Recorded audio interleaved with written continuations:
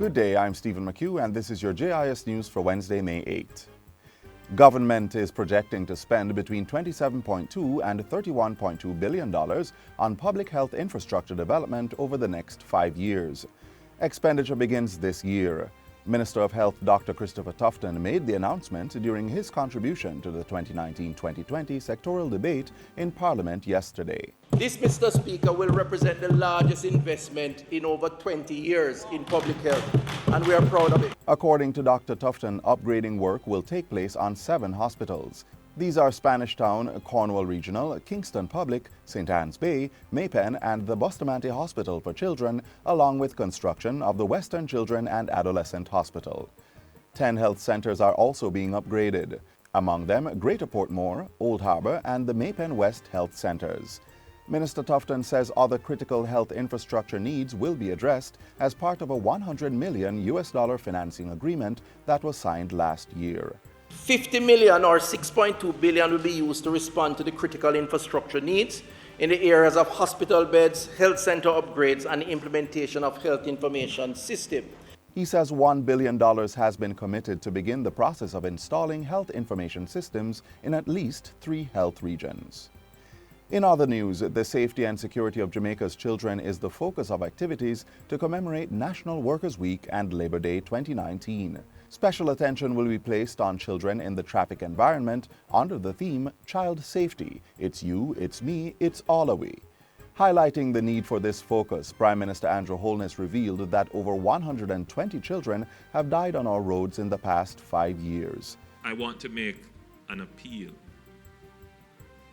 for sanity and good judgment to be exercised on our road. If you can't do it for yourself, do it for your children. Do it for my children. Do it for your children. Do it for our children. The Prime Minister also called for greater care and protection of the nation's children from all forms of abuse. As a nation, we must actively work with law enforcement, not to take the law into your own hands, but to work with law enforcement to ensure that those who commit such horrible acts against the most vulnerable of our citizens are brought to account under the law. Meanwhile, Culture Minister Olivia Grange says the national projects for Labor Day on May 23 will focus on creating safe spaces for the nation's children.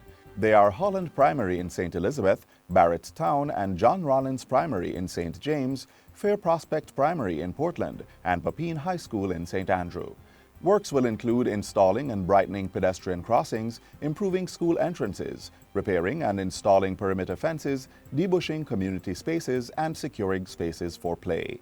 The Culture Minister is encouraging all Jamaicans to support these and other Labor Day projects. We know the creativity of the Jamaican people, and we expect and welcome the many different ideas that will flow.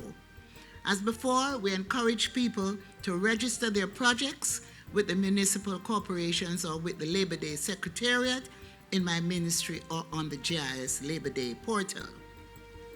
Labor Day and Workers' Week celebrations kick off with a church service at the Meadowbrook United Church on May 19. Wreath-laying ceremonies to highlight the Labor Day movement are planned for Monday, May 20 at Sam Sharp Square in Montego Bay and at the National Heroes Park. A Labor Day concert will be held inside Emancipation Park on May 23.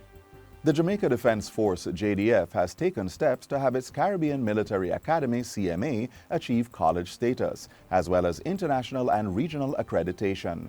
The process was formalized on Tuesday through the signing of a Memorandum of Understanding with the University of the West Indies, UWI. Chief of Defense Staff at the JDF, Lieutenant General Rocky Meade, says the Caribbean Military Academy will be established as a college of the UWI.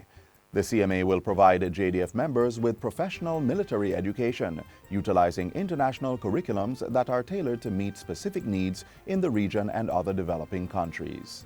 Accreditation of our training will not only ensure that our members and other graduates have the highest standards of qualifications, but will ensure that when our soldiers are ready to join the civilian workforce anywhere in the world, they can do so with the confidence that the training that they have received and the certification will be readily accepted.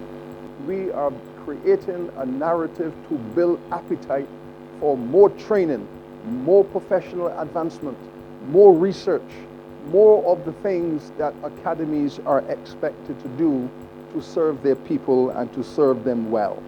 Students are being encouraged to develop a habit of reading to improve their academic achievements.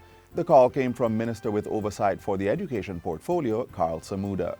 He was participating in Read Across Jamaica Day on Tuesday at St. Richard's Primary School. What you have to do is read, comprehend, and retain. So that if you're not able to read and comprehend and retain, then no other subject can enable you to succeed the way that you ought to succeed. Prime Minister Andrew Holness and Energy Minister Favour Williams also read to students at Mona Heights Primary School and donated books to the institution.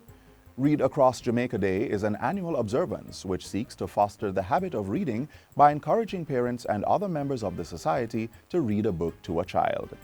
And finally, as the nation observes Teachers' Day, Minister with Responsibility for Education, Carl Samuda, says teachers are deserving of our gratitude as they go beyond the call of duty in many cases. Minister Samuda says this underscores the undeniable importance of the role of teachers as Jamaica pursues its path towards sustainable development. In saluting their contribution to nation building, he has urged the teachers to renew and reaffirm their commitment to molding students, thus strengthening the fabric of our society. And that's it for JIS News Today. I'm Stephen McHugh. Thanks for watching.